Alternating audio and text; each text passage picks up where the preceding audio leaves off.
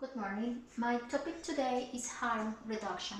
Harm reduction is an approach and is a set of practical strategies aimed at reducing the negative consequences associated with drug use. Here we have some principles that we have to take into account when we practice this approach. The first one is humanism. In this approach, in this principle, it's important to recognize that people do things for a reason. Harmful health behaviors provide some benefit to the individual, and those benefits must be assessed and acknowledged to understand the balance between harms and benefits. Understanding why patients make decisions is empowering for providers. Don't use is a very important point here. The second one is pragmatism. So the patient can come with some social community rules, and health behaviors and the ability to change them are influenced by social and community norms. Um, well, so in this point, abstinence is neither prioritized nor assumed to be the goal of the patient. A range of supported approaches is provided, and care message should be about actual harms to patients as opposed to moral or societal standards. And number three is individualism. In this one, so every person presents with his or her own needs and strengths. Strengths are weaknesses. People present with spectrums of harm and receptivity and therefore require a spectrum of intervention options. Those strengths and needs are assessed for each patient, and no assumptions are made based on harmful health behaviors. Number four is autonomy. In this principle, thought providers offer suggestions and education regarding patients, medications, and treatment options. Individuals ultimately make their own choices about medications, treatment, and health behaviors to the best of their abilities, beliefs, and priorities. So, provider-patient partnerships are important, and these are exemplified by patient-driven care, shared decisions-making, and reciprocal learning. So, it's his decision, and we have to respect that. Number five, we have incrementalism. This is other principle, very important. Any positive change is a step toward improved health, and positive change can take many years.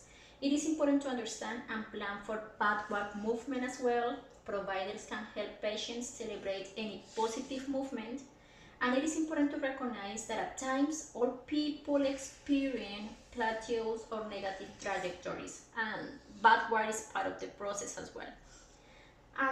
The last principle is accountability without termination. So patients are responsible for their choices and health behavior.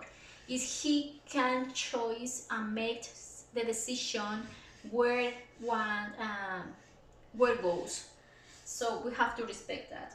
Individuals have the right to make harmful health decisions, and providers can still help them to understand that the consequences are their own, and backward as well is not penalized, and remember it is part of the process.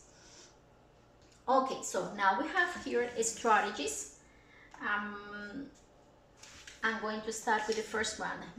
Meet people where they are at. The idea behind this strategy is to focus on the individual and to meet people where they are at. Maybe they are not ready to acknowledge their substance use disorder, or they've reached the point where they want help. So we have to remember to treat a person with a substance use disorder with compassion and dignity. So it is important to be culturally competent, the ability to understand, appreciate people from different cultures and belief systems when speaking to a person with a substance use disorder. So be careful with this part. And the second is reduce the acute harms of use. It includes fatal or non-fatal overdoses and the spread of infections like HIV, human immunodeficiency virus. We have some examples here. We have naloxone, we have the needle access program, we have heroin treatment, we have medications for alcohol use disorder, and medication for opioid use disorder. Number 3, reduce the complications of substance use. In this point, in this strategy, an accident, uses at work, legal problems, those are just some of the few complications someone with substance use disorder may face. So complications can also include disease like HIV and other health problems, and even suicide. So here we have some examples to reduce those damage. So we have here needle access programs as well. We have here designed driver programs to avoid any accident. We have here housing for first programs, supervised drug consumption areas by professional. And the last one, reduce harm by engaging in care, or reduce by reducing use. So here we have some medication that patient can use safely, and those are approved for opioid use disorder. So for opioid use disorder, we have methadone, we have buprenorphine, and we have as well naltrexone. So those are antagonists that block the activation of opioid receptors. And for alcohol, we have disulfiram, we have naltrexone, and acamprosate. These drugs work by restoring the natural balance of chemicals in the brain.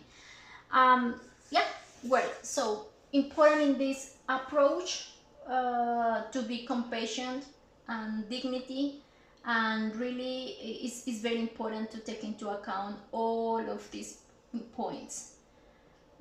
Okay, so thank you.